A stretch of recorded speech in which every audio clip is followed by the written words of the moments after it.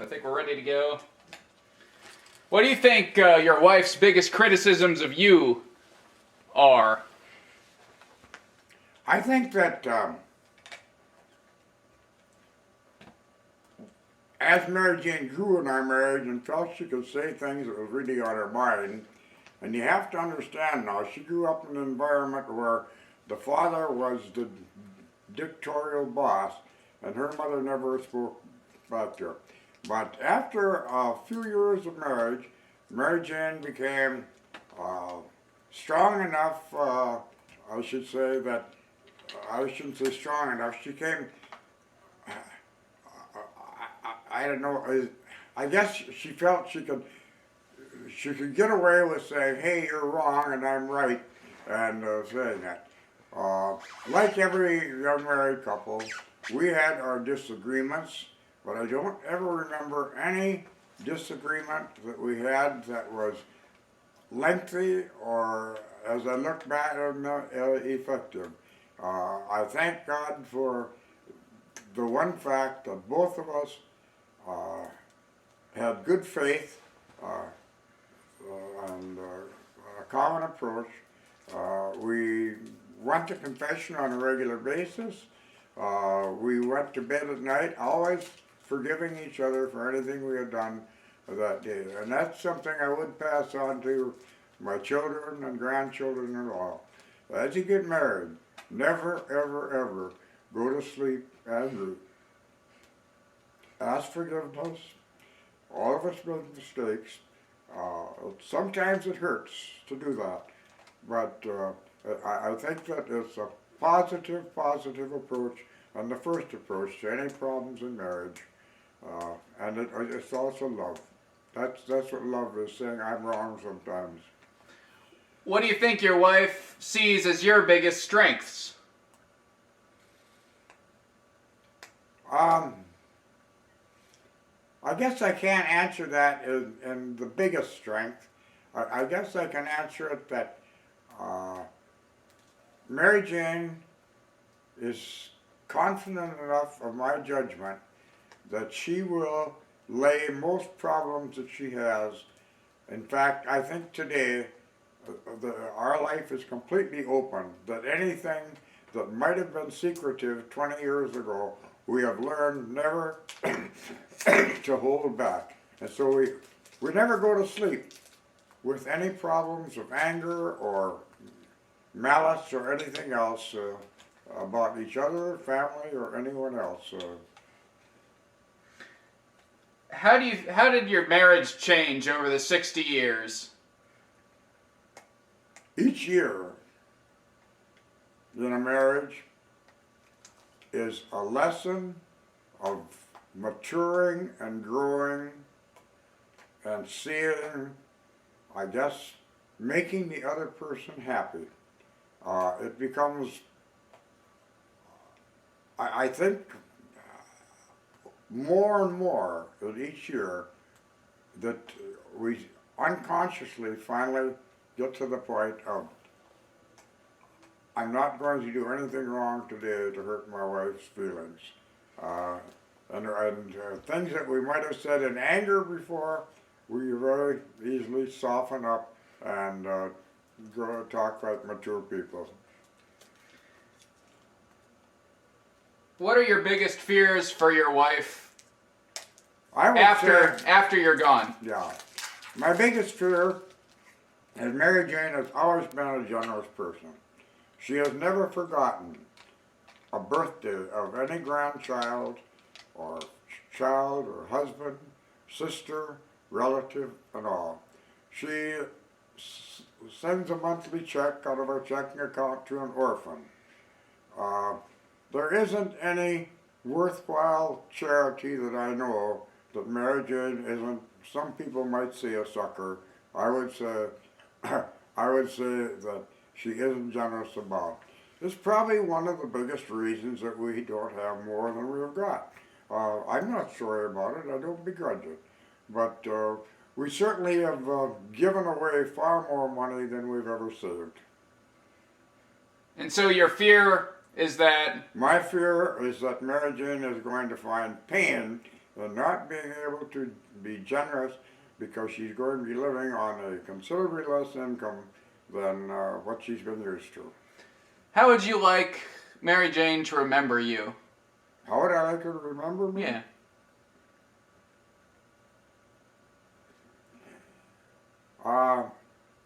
Not for what I was when we got married, but the man that she learned to love more and more with each year of our marriage, as I loved her.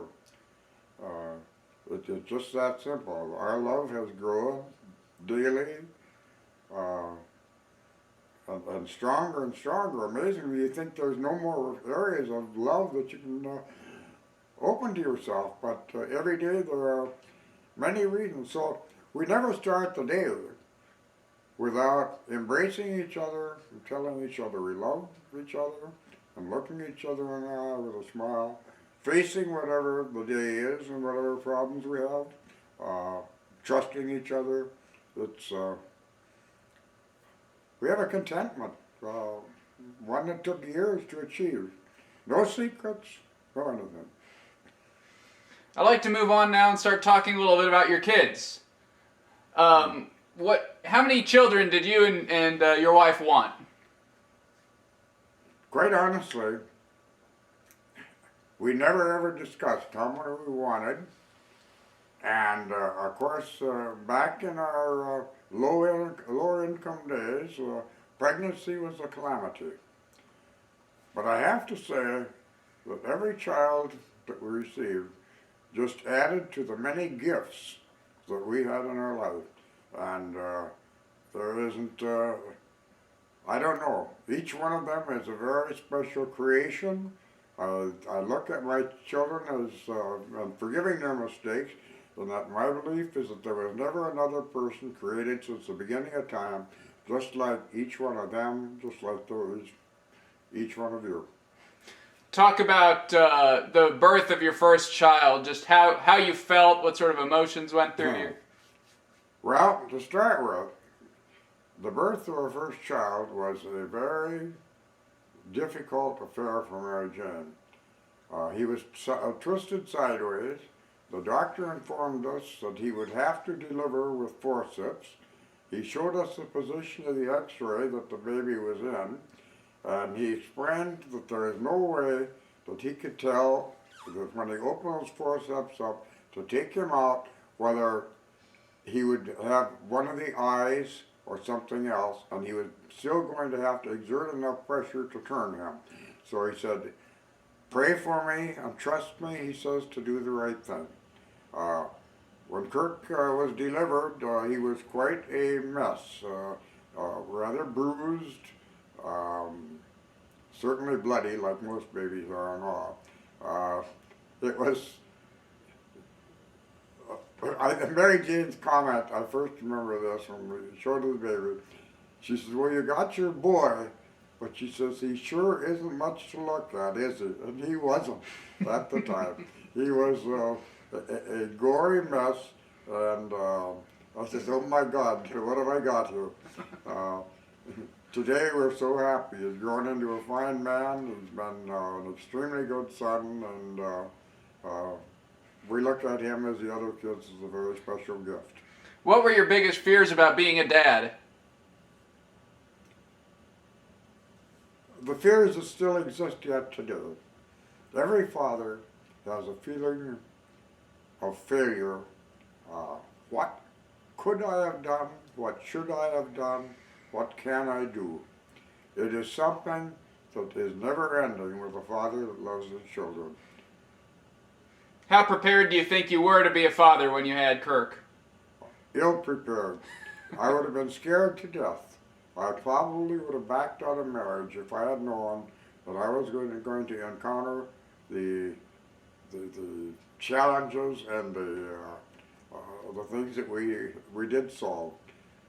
So many times we had nothing left except to resort to prayer. We absolutely would start a new week sometime. We were budgeted out to, we didn't have an extra dollar in the budget. And in a way that was so good. I think, you know, there was a couple instances in my life. One of them that I was invited from a friend of mine up in Canada to go into a gold mine. I saw the prospectus report and everything. He had discovered it and all. He said that anybody that has gotten on here, the Hudson Bay Mining Company has picked up. He says, if you want to throw in $5,000 and your buddy here will throw in $5,000, I'll cut you each in for a third of it. We discussed it. Mary Jane says, go ahead and do it. My brother-in-law says, I'll put up mine. I didn't do anything about it. About 2 months later, my wife called me at work and said, I got a big brown envelope from you from the PA, Canada. She says, can I open it? And I said, yeah. I said, what's in it? She says, a newspaper, and the headline is, Hudson Bay Mining Company pays prospector $3.5 million for claim. Yeah. Would I have been happier? I don't know. I look back at mistakes. I don't know if it was a mistake or not. I wouldn't be any happier. What do you think your biggest strengths were as a father? I think you're asking a question that says we develop a multitude of strengths that we didn't think we had in marriage through the different problems that we face, financially, verbally, the challenge of taking a new job. Twice I was offered jobs, one with the mining company that would have, I would have been traveling the world and living out of a suitcase, but not just doubling my income, but increasing my income 10 times. I considered it, and I weighed it against the consequences, and I could not make myself want to live away from my family for probably 8/10 of my working life. I guess there was too much love for my wife and too much feeling of I need to make my contribution.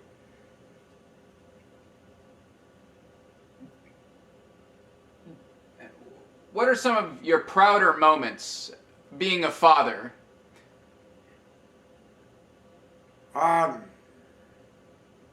I think every father's proudest moment is seeing a bit of himself in one of your children when they do something that is good, something that is unselfish, that is says, "Hey, I'm proud of you."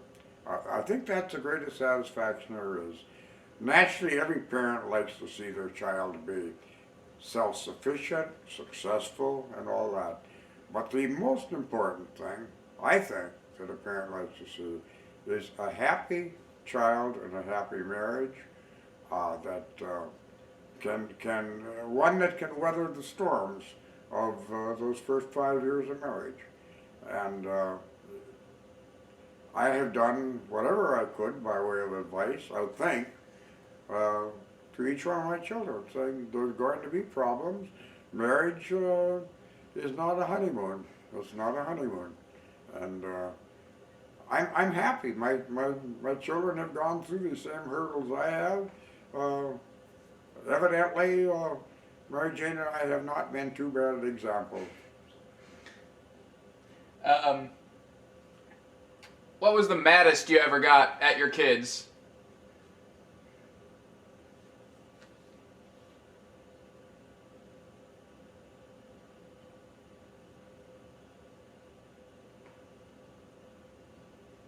You know, I can't remember any real singular occasion of anger, something that would make me tremble. There were many youthful experiences that caused fisticuffs, and usually they were over the stupid things that kids would do. You stole this from me, or you did this that I told you not to, or you hurt my buddy, or you beat up this little kid, or something like this. I never had anything that I felt, oh, I don't know, that I need to run to confession, for instance, to confess. I've never been in that type of encounter. I've been angry with sometime with inmates enough that I would have liked to have done what I could have done had I not been working in a prison at the time. But generally speaking, I've been a fairly peaceful, non-aggressive person. What funny stories can you come to mind when you think about your kids and when they were children, when you were at home with them? Are there any things that they did that made you laugh, or can you think of any stories like that you can relay? Boy, oh boy, I have to think on that one there. I'm sure there are some hilarious things. Children misconstruing what you have said.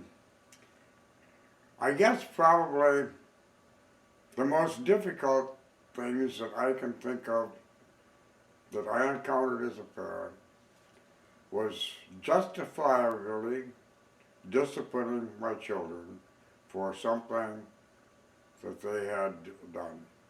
Whether it was restriction, whether it was a spanking, whether it was a verbal reprimand or what.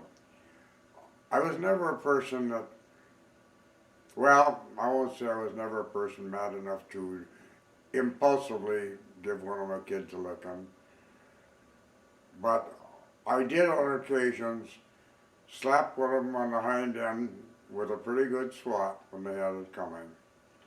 I remember one occasion that I'm told today that I wasn't completely right, that I had the story a little wrong, but I gave Kirk a strapping with the belt that I had told him, if this happens again, this will happen to you, and it did happen to you. Yeah. And as he tried to explain it to me in later years, maybe I wasn't quite justified in administering the type of punishment I did. If it is true, my apologies for that, Kirk. Talk about the time that he got injured up in that rock garden area and what went through your mind. And this was probably one of the most, I should say tumult. One of the things that scared me probably more than anything in my life. I was working in my backyard. My daughter's son was playing with Kirk over in a rock garden that exists about a block from my old house. Tom Kedrowski, who was Kirk's cousin, was coming across our yard, and I could see that something was wrong, and I said, Tom, what's happening? He said, Uncle Sonny, he said, Kirk is hurt, and he's laying over there bleeding in Louis' rock garden. So I ran over there, and I found Kirk with the back end of his head opened up so that I could see the membrane from his brain. Mary Jane came rushing up. I knew that I had two problems on my hand because she did get overly excited. I said, get home, call an ambulance, I'll take care of this.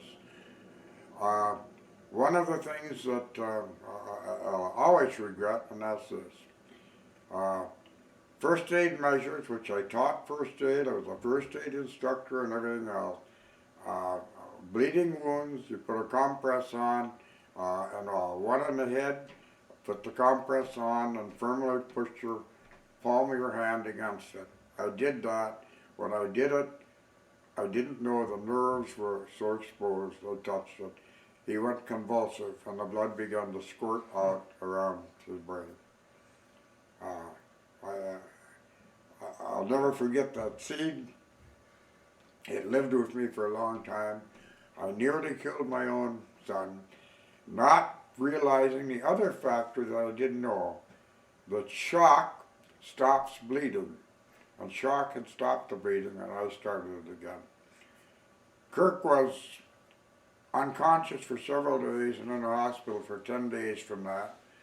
But Mary Jane and I spent hours and hours and hours at the chapel praying. The doctor told us that when there is this unconsciousness and all, that we could probably expect that there would be some type of long-term memory loss and what have you. That's the second time with Kirk that it happened. It happened in the childhood, and by the grace of God, he grew up as a normal boy with no after effects, and that was probably the most traumatic of all of the things. Well, however, one day I was working out in my garden, and my niece came running, and she says, "Uncle Sonny," she says, "Dad had an accident." And she had run about a mile. And I turned around and I went back that mile with her. And I found the entire family that had been hit by a semi-truck. And here's my brother and his wife and the family with the oldest son dead and the other children all injured. And taking care of the funeral arrangements and everything else and burying his son, my nephew and all. It was a very difficult thing. The family today looks at Uncle Sonny as a nice guy. I have their respect, and they have my condolences. But I couldn't do more than I did. were they in a car? Pardon? They were in a car when they were They hit were by in the the car, the whole family. Wow. Yeah. All of them were battered, except this girl that ran down. Yeah. When Kirk got out of the hospital from that incident and you realized he was okay, how did you feel? Oh, exhilarated and thankful. Living with Mary Jane, you don't forget, after prayers have been answered, to say some prayers of thanks and gratitude. We did.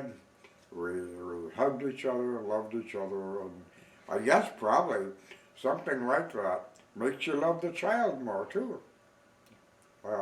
We don't quite realize how important they are until you face a calamity like this. So maybe there's some purpose in these things sometimes. There any other incidents with your kids where you're really scared about their well-being? Not mentioning names, but one of the children did mix up a little bit with dope, and there was a little theft involved, and there was some necessary discipline and necessary grounding and a few things that took place. It's an incident that was corrected and completely amended, and I guess I don't want to say any more than that about it, but it's a memory that you'd like to put out. Anything that the kids did for you that sticks out in your mind? Anything that you feel really appreciative for when they were kids? So many things that if I were to enumerate everything that the children have done for my wife and myself since they reached adulthood, and even before they did, they would do such special things as surprising Mom and I with breakfast in bed. Your mother, Jane and Judy, would do that. I don't think they ever forgot birthdays, things like that. I'm proud of my children, and I believe I have their respect in most cases. Talk about each of your kids a little bit and what you think their strengths and their weaknesses are, any memories that you have of them particularly. And like every parent, everybody thinks that their child is something special. I guess I feel a little bit of a failure as a father in that I didn't encourage more education. I actually got two of them going in college, and two of them refusing to go to college, going to vocational school as an alternative, and insisted on further education and all. And I really feel, somewhat of a failure in not saying, I don't care whether you want to or not, you're going to. Whether it would have had the positive effects that I was can imagine today, I don't know. But I do regret that I didn't encourage more and higher education for each one of them. Are there, can you talk just a little bit about each of your kids? They're all very special, very unique, as each one of us are, a very unique creation that I'm so especially thankful. Number one, they love each other. It is not often that I hear one or the other of them speak negatively. They never seem to forget the special occasions of Father's Day, Mother's Day, things like this. We feel, and we hear from so many people, how proud and credible we should be about the children we've raised, and we are. Like us, each one of them has made some mistake, but they have also done many, many, many things that we're very proud of them for. What lessons do you hope they take from your